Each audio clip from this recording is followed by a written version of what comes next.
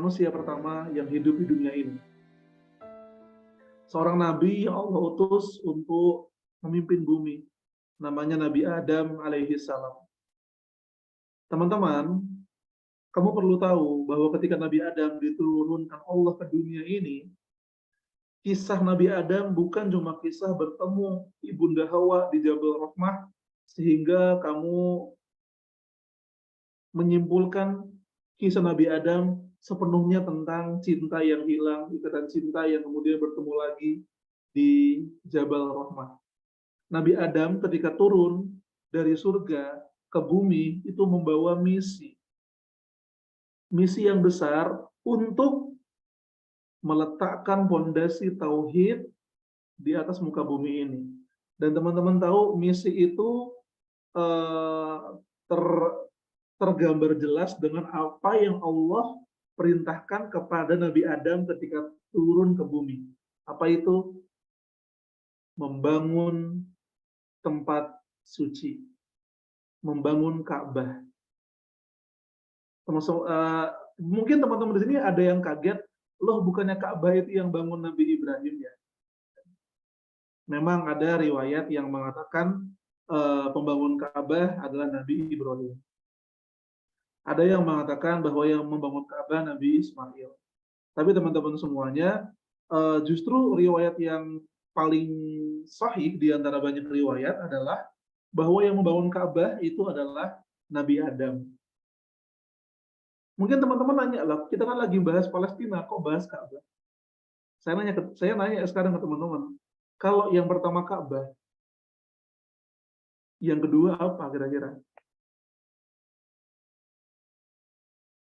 Simple. Kalau bangunan pertama itu Ka'bah, terus habis Ka'bah, yang dibangun sama Nabi Adam itu apa? Dan jaraknya berapa tahun? Kita bersyukur kepada Allah, Allah anugerahkan seorang sahabat yang cukup kepo menanyakan itu. Alhamdulillah. Mungkin kalau Bang Dida atau saya yang di situ, kita juga bakal nanya seperti sahabat yang ini.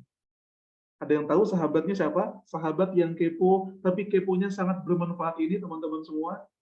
Yang tahu, saya kasih clue, beliau adalah orang yang ketika beriman sendirian, ketika berjuang sendirian, dan ketika wafat beliau pun sendirian. Beliau disebut sebagai KPK pertama dalam sejarah umat Islam. Terima kasih Bang Muhammad Zulfi, Abu Dar Al-Ghifari, radhiyallahu anhu. Ya, Abu Dar Al-Ghifari adalah sahabat yang dengan antusias bertanya kepada Rasul Shallallahu Alaihi Wasallam. Dia bertanya, ya Rasulullah, ayu masjidin wudi'a fil ardi awalan. Masjid apa yang pertama kali dibangun di muka bumi? Nabi Muhammad menjawab, Al-Masjidul Haram, yaitu Ka'bah. Nah, ini hebat, ini kerennya Abu Dar. Gak selesai.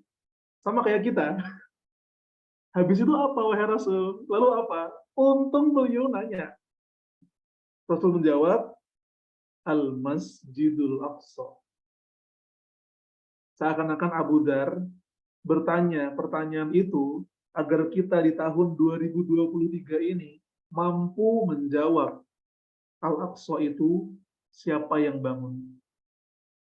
Pertanyaan itu 14 abad yang lalu, tapi dia sangat berguna bagi seorang muslim untuk menjawab kepada siapapun yang bertanya Al-Aqsa itu milik siapa.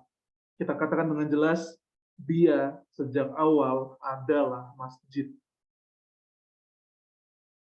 Abu Dhar nanya lagi dong, kepo. Ini keponya tapi hebat sekali.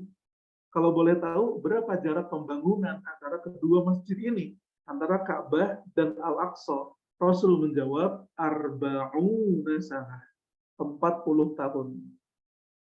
Para ulama mengatakan, 40 tahun ini menandakan yang membangun adalah orang yang sama, arsitek yang sama.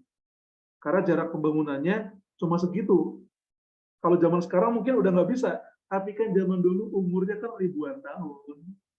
Jadi kalau 40 tahun bagi orang zaman dulu itu kayak 4 jam lah. Enggak. Saya nggak bermaksud membuat analogi sesat, teman-teman. Tapi yang jelas singkat bagi orang yang ribuan tahun umurnya zaman dulu. Hadis ini sahih, riwayat Bukhari Muslim.